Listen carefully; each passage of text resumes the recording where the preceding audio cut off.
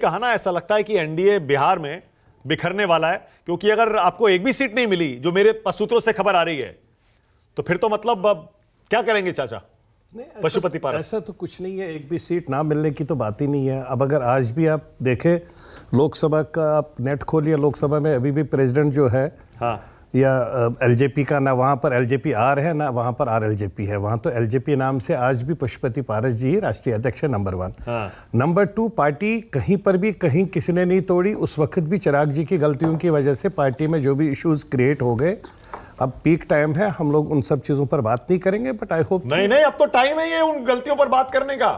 अब आप कैसे बच सकते हो पर यहाँ पर टेबल पर बैठ के तो बात नहीं ना करेंगे। आपको एक भी सीट नहीं मिल रही, मैं बता रहा हूँ। चिराग पासवान एनडीए में, उसके जेपी नड्डा के घर पे हैं, तो वो ठीक है। चिराग 5 सीटें मिल रही है उनको। हमारे यहाँ पर भी तो सवेरे से भाजपा के सीनियर लीडर्स आ रहे हैं, बातचीत चल रही है। ऐसा कौन सीनियर लीडर्स आ रहे हैं भाई? कोट करना जरूरी है। मंगल पांडे जी, जेपी नड्डा ने चिराग पासवान को बुलाया है। सुनिए, तो ठीक बात है। चाचा को नहीं बुलाया तो ठीक है, वो कोई बात नहीं है। नहीं बुलाया तो वो तो अभी भी कैबिनेट में है, फिर वो रिजाइन करके बैठ जाएंगे घर में जब नहीं बुलाया। अगर आप ऐसे की बात क्या करेंगे फिर आगे? नहीं, क्यों क्या करेंगे? वो पार्ट एंड पार्सल। आज भी 6 में से 4 एमपी उनके पास है, 2 ही एमपी चिराग जी के पास है।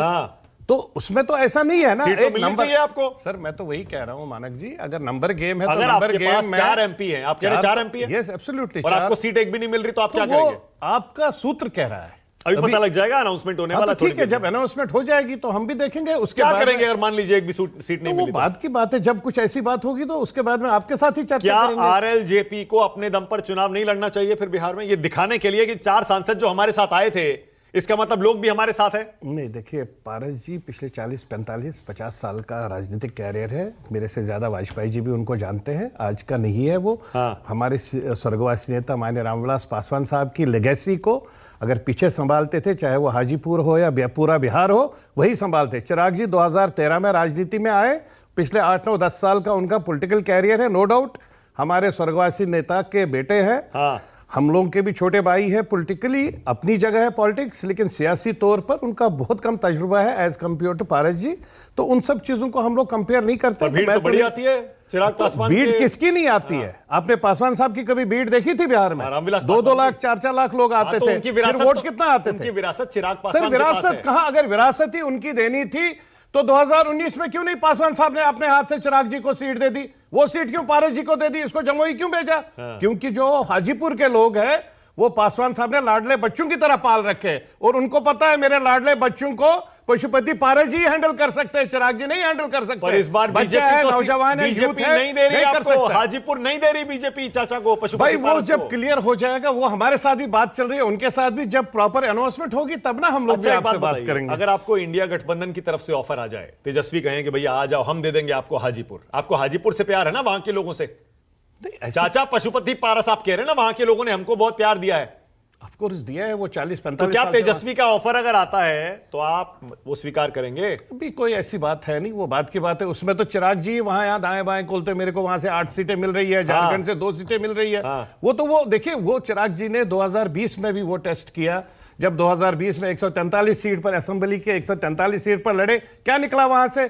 बीड आना एक चीज है, उसको बीड को कन्वर्ट करना। ओके, तो फिर ईमानदारी से संजय सराफत, ईमानदारी से कह दीजिए कि अगर चिराग पासवान को 5 सीट दी, हमको एक भी नहीं दी, तो इन 6 में से या इन 5 में से एक भी सीट एनडीए नहीं जीतेगा, चिराग पासवान की पार्टी नहीं जीतेगी। देखिए ऐसे कैसे? मैं आज तक हर दिन बोल रहा हूँ हम 40 की 40 सीटें ना, अगर आपको नहीं दी तो? अरे भाई वो अगर आपको नहीं दी, पासवान को 5 दी, चिराग पासवान को, वो देखिए तो वो 5 वो जीत पाएंगे या नहीं, बताइए। देखिए वो भाजपा हमारा बड़ा भाई है, उनको भी पता है कि बिहार में अगर 6 एमपी हमारे पास थे, 5 के 5 कल तक हमारे साथ थे। अब वीणा देवी जी वहां चले गई, 4 अभी भी हमारे पास है। अगर 4 हमारे पास है तो नंबर है ना हमारे पास, उसमें तो कोई शक नहीं है। एक सेकंड मानक जी, मैं कंप्लीट कर रहा हूं। अगर 4 हमारे साथ है तो वो 4 तो भाजपा एनडीए के साथ में ही थे ना।